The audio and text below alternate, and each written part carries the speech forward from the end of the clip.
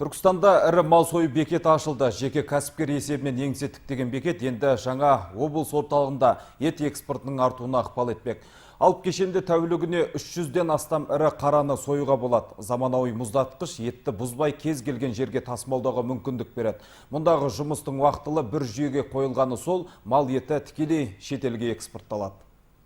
105 миллион теңгеге салынған бұл кешенде 4 түліктің барлық түрі сойылады. Білікті ветеринар мамандар сапаны бастапқы орынға қойған, тексеруден өткен ет тоңазытқышта қатырылады. Қажет болса арнайы автокөліктер арқылы тиісті жерге жеткізіліп беріледі. Нысан әзірге рухани шаһардағы теңдессіз бекет болып отыр. Келген адамдардың қойған талабына сай қызмет етіп береміз. Бірақ оның барлығы ақылы болады. Ақылы болған күнде де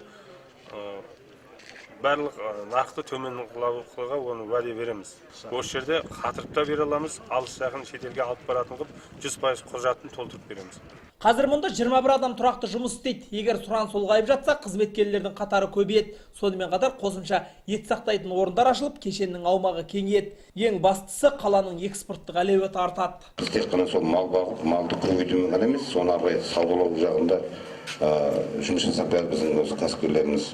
Өйткені биылдың өзінде 7 айдың өзінде 7800 тонна ет өндіріппіз.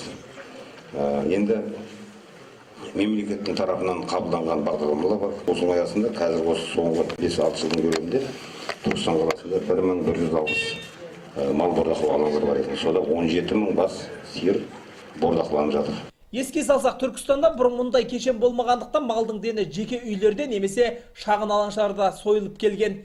Оның ет сату үшін иесі біраз сандалатын. Енді міне сол қиындықтың барлығы артта қалды. Сапаға деген сенім де күшейді. Түркістан қаласынан Мақсұт Жарылқасын, Нұридин Ысқақов, оңтүстік ақпарат.